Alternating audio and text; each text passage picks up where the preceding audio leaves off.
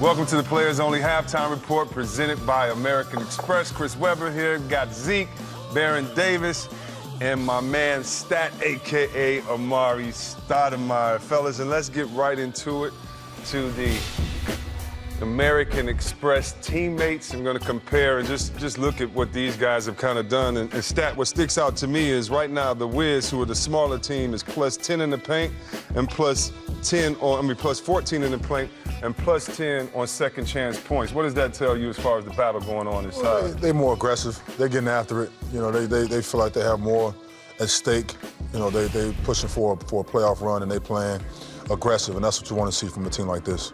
And Isaiah, you know, we're gonna, look at a little bit of this ball movement, but, right now we're looking kind of at the defense and how Stat just talked about them getting around and hustling around. But you were kind of impressed with the different player on this team. And as we said, this team 9-3 since John Wall went down with the injury, and a big part of that is Satoransky. Yeah, we all thought when Wall went down that they would struggle, but Satoransky has come in and given them a different type of chemistry, a different type of what we call a glue guy, because what he's doing now, he's not looking to score, he's not looking to shoot the basketball, he's looking to pass it. And who's he looking to pass it to? Beal. So that means Beal is getting better shot attempts, Porter is getting better shot attempts, everyone is getting better shot attempts because they have someone now who's not looking to shoot the basketball really at all. Even when he makes a steal and he's got a fast break layup, he's like, okay, let me look for somebody else to give it to.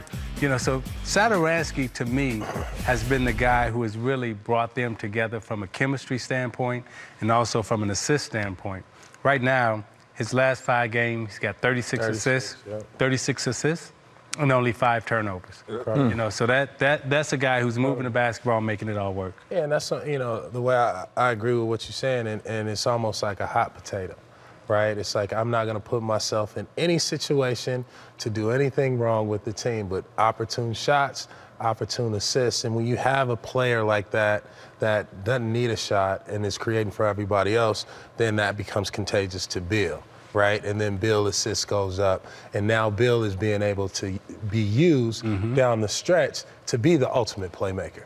So Satoransky is taking up a lot of that, we call it that dead time between second and, beginning of the fourth quarter, and he's getting the numbers to be able to set up Beal to finish the game and be the playmaker at the end. And BD, let me ask you about this, because an impressive thing about Beal, he's down 1 point over these games, but he has 3 more assists. And as we look at this, I want to talk to you about the Bucks.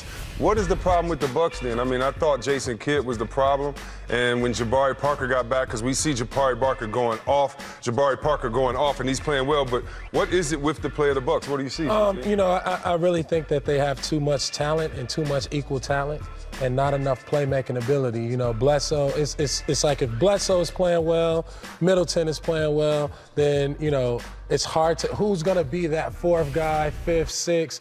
They don't have a glue guy. So, Giannis is their ultimate, their ultimate player and their glue guy. And so they have to find somebody else, in Parker or in Bogdan, to be able to come in and kind of fill that space and be that playmaker. You don't have to score the points, but like your effectiveness and your energy on the game will lead you to a few more rebounds, a few more assists, steals that way. Bucks have given up, 51% to their last 4 combined opponents, so they're not really playing D. And Stat, when you look at the West Coast and the East Coast, you played on both. I assumed you like the West Coast style a little bit better playing, or no, is that just me? Yeah, the West Coast is more up-tempo. Yeah. It was fun. I feel the same way. Do you think that on this Bucks team or on either team that they could do just a little bit more running, being that we played in both coasts? Don't you want to see the big men get out just a little bit more and you can use their skill set, not just in the half court? What do you feel about that? I totally agree with you, because with a guy like the Greek Freak, with the way he plays and his skill set, he gets the rebound and off to the races. And if you got the other 4 guys on the court that's willing to fill lanes properly, get into the right spacing, then now you can create and guys can be ready to make those shots.